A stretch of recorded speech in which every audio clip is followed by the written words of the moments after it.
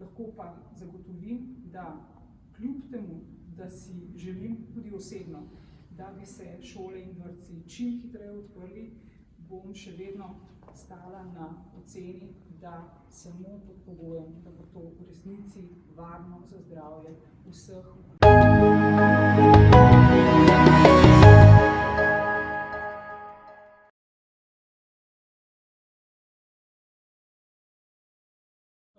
Moram povedati, da še pred samo sejo vlade bomo imeli tudi eno vladno skupino delovno, ki bo obravnavala ukrepe za postopno odpiranje tudi na vseh nekaterih drugih področjih.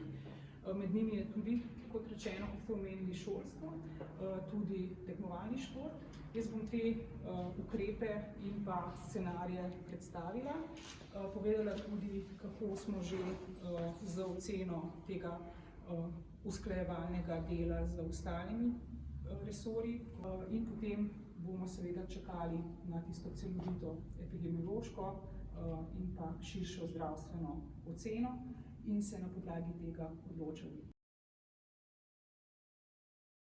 Tisto, kar lahko na tej točki rečem, je, da zanesljivo bo šlo za predlog postopnega vračanja in sicer po nekih kriterijih.